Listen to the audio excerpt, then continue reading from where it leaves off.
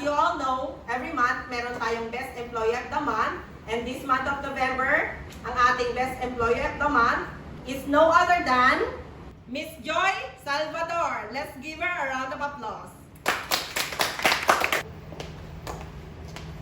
Best employee. Congratulations, Miss Joy. Here is your certificate.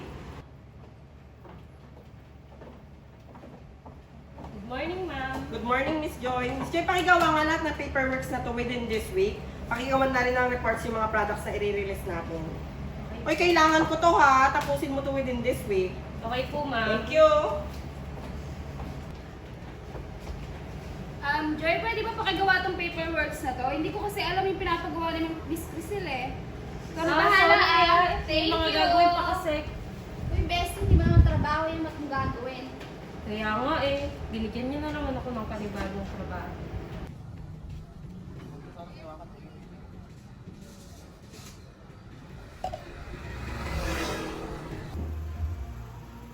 Ate! Ate! Oh, Bunso, ikaw pala, ano ba yun? Kailangan ko po kasi ngayon ng pambayad sa seminar. Deadline na po kasi ngayon. Ah, ganun ba? Magkano ba, Bunso, yung kailangan mo? 2,000 ate eh. Ah, sige, Bunso, teka, titignan ko kung may natira pa sa sahod ko. Sige po.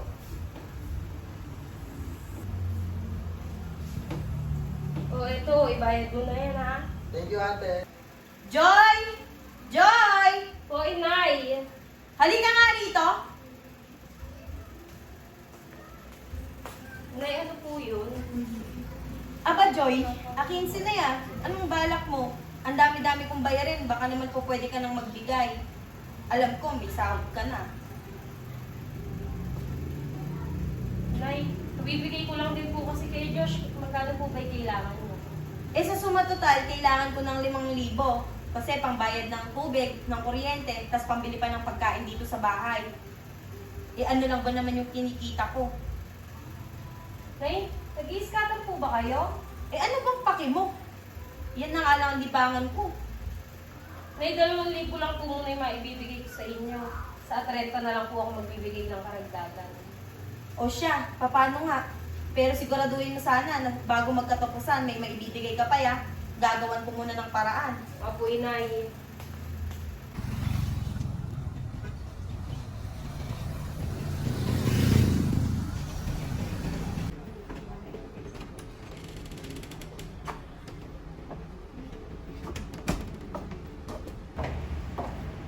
Miss Joy, pakitapos to today ha. Tapos pakidala sa office ko. Thank you. Hindi po, ma'am. Ba yan? Ang dami pala na to. Self, kaya mo yan. Uy, Joy, out na. Tara, labas naman tayo. Oo nga eh. Ang dami pa kasing pinapagawa sa akin ni Mrs. Crisel. Kailangan ko itong tapusin niya yun eh. Ano ba yan Joy? Puro ka na lang trabaho. Lumabas naman tayo. Oo nga eh. Sige, kayo muna. Susunod na lang ako. Sige, garo, Joy, mauna na kayo. Uy, Joy, nandiyan ka pa pala. Hindi ka pa ba uwi? Oo, hindi pa. Kailangan ko pang tapusin itong mga pinapagawa ni Miss Crisel. Tambakan na naman nga ako eh. Sige, mauna na ako ah. O sige, ingat. Ay, paano po? Oh, ginabi ka yata. May ginawa po kasi kami project ng mga klase ko, tapos traffic din po sa kalsada. Ay, may pabor po pala ako sa inyo. Wala na po kasi kung allowance, hindi po sana ako. Paano ba yun? Wala na rin akong pera dito. Sige, kakausapin ko ang ate Joy mo.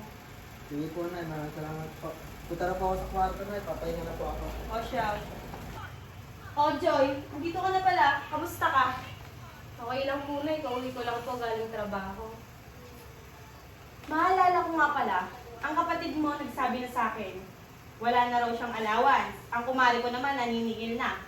Dahil yung pinangako mo nung nakaraan, yun ang sinabi ko sa kanya na ibabayad ko sa kanya. Nay, pwede po ba bawas-bawasan niyo naman po yung bisyo sa pagsusugal? Aba Joy, makailang beses ko na bang sinabi sa'yo na huwag mong pakialaman yung ginagawa ko? Ito na nga lang ang libangan ko. Nay, pagod na din po kasi ako sa pagtatrabaho. Aba Joy, huwag mo akong artihan, ano? Nagtatrabaho ka lang. Nay, hindi po akong maarte. Yung nakikita niyo lang po yung sinasahod ko, pero hindi niyo po nakikita yung pagtatrabaho ko. Joy! Baka akala mo ikaw lang ang napapagod. Ako, Nay, pagod na po ako. Aba, magtatrabaho.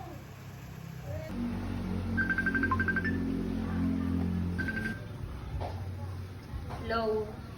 Hello, B. Bobby, kamusta ka? Ito, B, nawalan nga ako ngayon ng trabaho eh. Ha?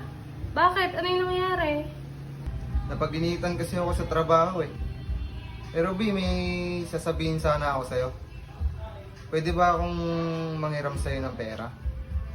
Ha? Para saan? Tsaka magkano ba hihiramin mo? Pambili lang sana ng pyesa ng motor. 7,000. Ha? 7,000? Ang laki naman. Kakabigay ko lang kila nanay at kay Joshua ng pera. Wala nang stress sa sahod ko. Eh, ba't tinanong mo pa ako? Hindi mo naman pala ako papahiramin. Ngayon na nga lang ako hihingi sa'yo ng pabor eh. Puro ka na nga lang trabaho, wala ka ng oras sa akin. Eh kung ganyan ng ganyan, itigil na lang natin to. Hindi mo ba ako maintindihan, Ethan? Ha? Nakikisabay ka pa sa problema ng pamilya ko. Kung ganyan lang di gusto mo, maghiwalay na nga lang tayo.